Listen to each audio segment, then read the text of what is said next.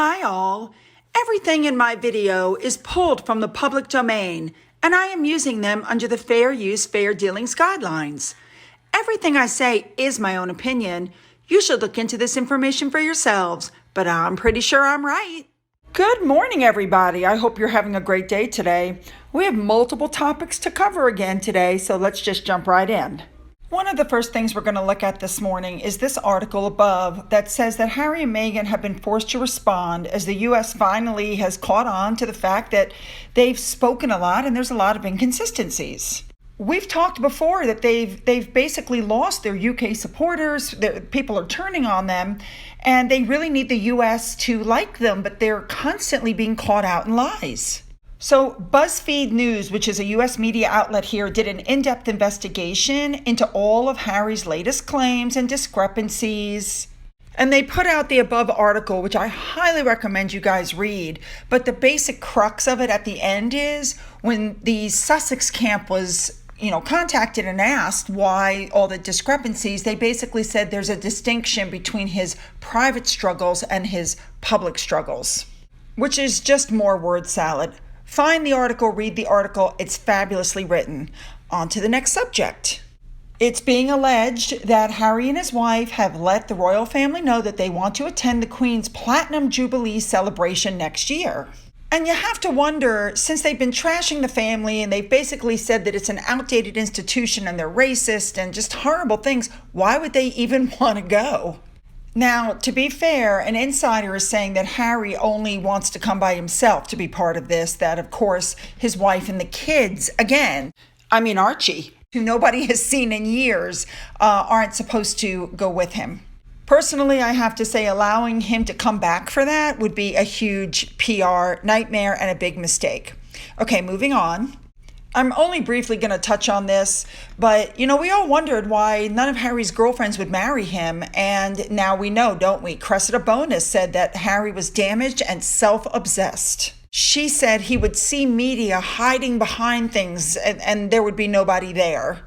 No wonder she didn't want to take him on. Moving on. We've all heard the horrible things that Harry has said about his dad. And we all know that he's changed the narrative several times and made it sound like his father was just a horrible person. So I was on Twitter and I saw these that were found by According to Taz. And I actually decided to look for the videos of these things being said. So here's the first one, and watch this. He tried to do his best and to make sure that we were protected and looked after. But he was going through the same grieving process as well. Next, we have Harry interviewing Prince Charles on BBC Radio 4.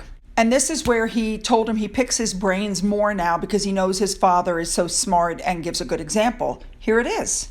Parts of the world. I do end up picking your brains more now than I ever have done. But next up, we have this saying from Harry talking about how great it is to get advice from his dad. Watch this. And you obviously ask him for advice as well on the stuff you're doing. The advice that he can give us based on the contacts that he's made over the years is incredible. Yeah. You can actually ring him up and say, well, I'm a bit of a pickle here, or even better, you can offload stuff. Then we have what happened when Harry asked his father about walking Meghan down the aisle. Watch this. Harry also reveals how the Prince of Wales stepped in to walk Meghan down the aisle after her own father could not make it to the royal wedding. Harry says, quote, "He is our father, so of course he's going to be there for us. I was very grateful for him to be able to do that." He also stated that his father said, "I'll do whatever Meghan needs." That does not sound like a bad father to me. And finally, you have wonderful things that Prince Harry said about his father at his 70th birthday party. Here are just a few. As I was preparing for this afternoon, I looked through the long list of those who had been invited. Pa, I was again struck by the range and diversity of the work which you are involved with. His enthusiasm and energy are truly infectious. It has certainly inspired William and I to get involved in issues we care passionately about and to do whatever we can to make a difference. In fact, many of the issues William and I now work on are subjects we were introduced to by our father growing up. His passion and dedication are remarkable.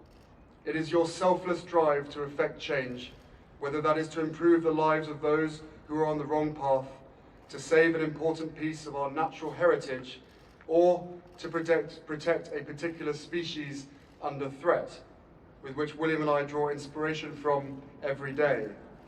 So, Pa, while I know that you've asked that today not be about you, you must forgive me if I don't listen to you, much like when I was younger. You have inspired William and I, and looking out here today, it is clear to see we are not alone. Well, it's been update time. I'm still trying to get him in the pool. I'm not giving up. Watch this. Come here, Booby. Come here, Booby. Come here, Booby. Come here. Look at the pool I got you. Come on. Come on. Finn, come here. He's not interested. Here, Finn. You need to fill it up more. Well, I think we've pretty much proven that Charles was a good father. I would love to hear your thoughts on all of this. Don't forget to leave your comments below. Don't forget you can follow me on Twitter. Don't forget you can email me. Please don't forget about my coffee fund. And as always, have a great day.